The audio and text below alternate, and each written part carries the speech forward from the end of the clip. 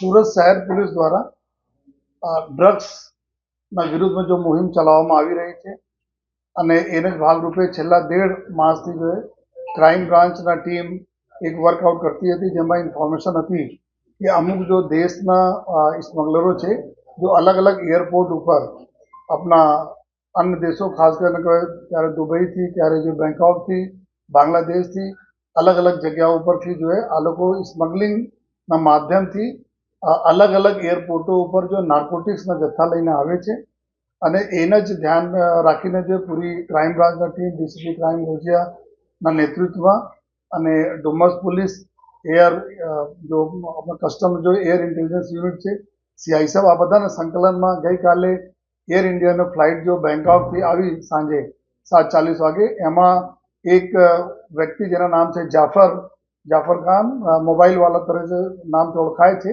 આ મુંબઈના મુંબ્રાના રહેવાવાળા છે અને આ વ્યક્તિ પાસે જો એના હેન્ડબેગ છે, હેન્ડબેગમાં નાર્કોટિક્સનો જથ્થો છે એવી ઇન્ફોર્મેશન તેને મળી હતી. એના આધારે જો ગઈકાલે સમગ્ર જો કમ્બાઇન્ડ ટીમો એના જો એરપોર્ટ ઉપર પકડી અને બેગ ચેક કરતા, તો બેગમાંથી જો એના પાસે 2 બેગો હતી, એક ચેકિન બેગેજ હતા, બીજા એના પાસે હેન્ડબેગ હતા, ટ્રોલી બેગમાંથી એક લેડીઝ પર્સ હતા. લેડીઝ પર્સમાં લગભગ 2 પેકેટ હાઇબ્રિડ ગાંજા, જેના અમે બોલીએ છીએ, અને આ મળા જો, અને સાથોસાથ ત્યાં એક બાળકો માટે જો રમવાના રમકડા હોય છે, આ અંદરના એના બોક્સ ખાલી હતા. આ બોક્સમાં બીજા જો પેકેટો મળા, કુલ મળાઈને 8 પેકેટ જેટલા જો આપણા હાઇબ્રિડ ગાંજા, જેના સાયન્ટિફિક નેમ હાઇડ્રોવીટ તરીકે એના ઓળખવામાં આવે છે, આ મળા જેના વેટ કરતા જો કરીબ 4 કિલોગ્રામથી વધુ ના વેટ છે એના, અને ટોટલ અત્યારે જો એની માર્કેટ વેલ્યુ છે જો નાર્કોટિક્સ કંટ્રોલ બ્યુરો તરફ છે માને છે અને 35 લાખ રૂપિયા જો પર કેજી છે. તો આ રીતે કહીને 1,41 લાખ રૂપિયાના મુદ્દા માલના ગાંજા જો હાઇબ્રિડ ગાંજા પકડવામાં આવેલા છે.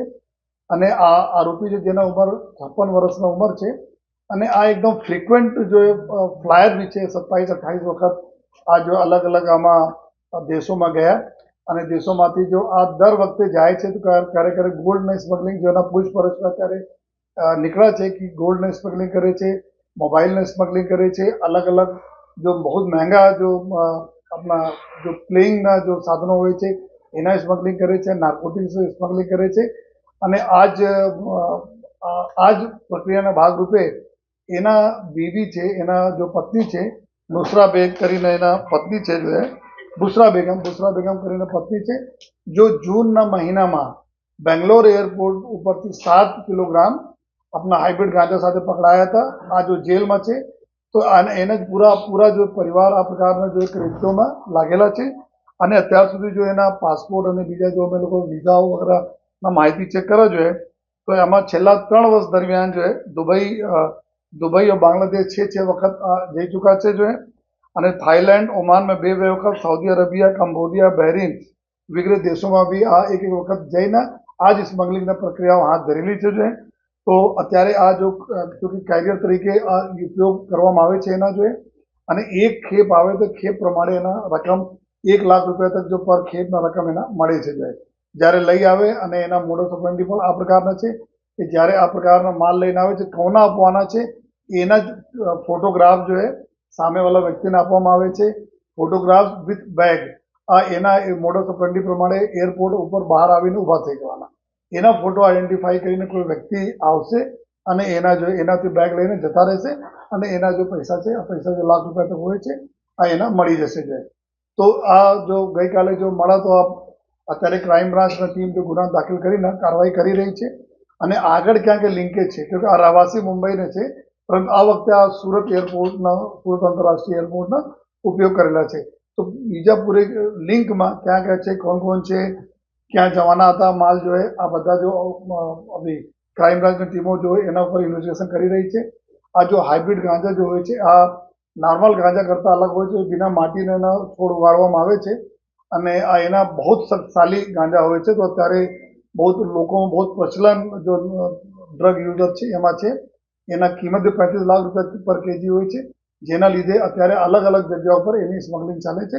એ સુરત શહેર પોલીસ પૂરી મક્કમ છે કે આ પ્રકારના કોઈ પણ એક્ટિવિટી અમને સુરતમાં નથી થવા દેવાના. સર આટલી સુરક્ષા હોય છે છતાં આ રીતે આટલી સ્મગલિંગ કરી ચૂક્યો છે તો કઈ રીતે એ આખું એનું મોડેસ હતી કે સુરક્ષાને ઘેરો તોડીને બહાર નીકળી ગયો? નહીં, આમાં જ્યારે જ્યાં એરપોર્ટ લઈને આવે છે તો એમાં પેકેટ આ લોકો આ પ્રકારના પેકેટ કરે કે પર્સ હોય, રમકડા હોય, આ પ્રકારના સાધનોમાં મૂકીને લઈ આવે છે. ત્યારે જો અલગ અલગ જુદા જુદા એરપોર્ટ ઉપર જો અલગ અલગ યુનિટ્સ હોય છે, કસ્ટમના અલગ યુનિટ હોય છે, જો ચેક કરતી હોય છે, લેकिन ક્યારેક ક્યારેક જો એક્સરે મશીન વગેરે બધા સામાનો જતા હોય છે તો એના માટે જો અમારા લોકોની ઇન્ફોર્મર જો નેટવર્ક હોય છે, ઇન્ફોર્મર જો નેટવર્ક હોય છે, આ જ ભાગરૂપે જો બેંગ્લોર એરપોર્ટ ઉપર બી 7 kg એના વ્હાઇટ પકડાઈ ગયો 7 kg સાથે, તો આ લોકો એરપોર્ટ ઉપર આ બધા પેપર બી વાંચો છે, ઇલેક્ટ્રોનિક મીડિયા બી આવતા રહે છે કે ઘણા એરપોર્ટ ઉપર જો આપણા અમદાવાદ એરપોર્ટ બધી યુનિટ્સ પકડતી જ રહે છે, એ ક્યારેક ક્યારેક સક્સેસફુલી થઈને નીકળી પણ જતા હોય છે.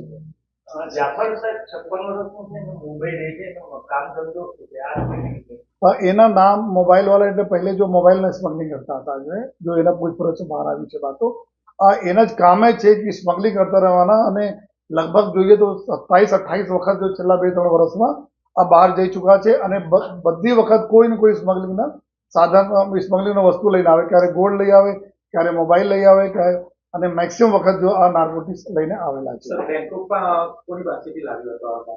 અત્યારે એના પૂછપરછ ચાલુ છે. ત્યાં બેંગકોકમાં અમુક લોકો છે જે ઇન્ડિયામાં અને બીજી જગ્યાએ જો સ્મગલ કરવા માટે જો આ લોકો આ પ્રકારના કેરિયર્સ યુઝ કરતા રહે છે. જાફર બી આ પૈકી એક કેરિયર તરીકે છે જો, અને એના બી આપણા નામ છે. આગળ ઇન્વેસ્ટિગેશન ચૂંકી ચાલુ છે, તો અમે જો બી અલગ એજન્સીસ, કેન્દ્રીય એજન્સીસ હોય છે જેના માધ્યમથી કરી છે, એના અત્યારે નામ આપણા નહીં બતાવી શકીએ, લેકિન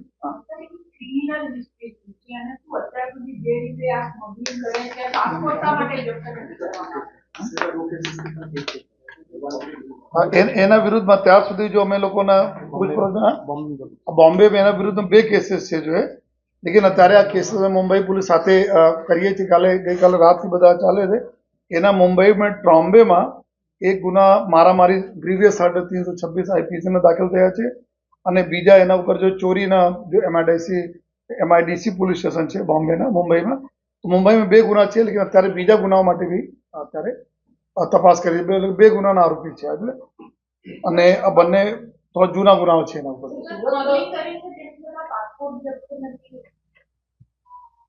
જનરલી શું થાય છે કે આ જો ગુનાઓ એના ઉપર દાખલ થયા તો 2012 વગેરેના હતા, તો આમાં થાય છે જો ક્યારેક ક્યારેક એના પરમિશન પણ મળી જતા હોય છે. અત્યારે જો ઘણા બધા ફ્લેક્સિબિલિટીના નિયમોના લીધે કે કોઈ પણ ગુનામ બી હોય તો એના જો મંજૂરી લઈને જો 1 વર્ષ 6 મહિના આ પ્રકારના પાસપોર્ટના મુદત મળતા રહે છે.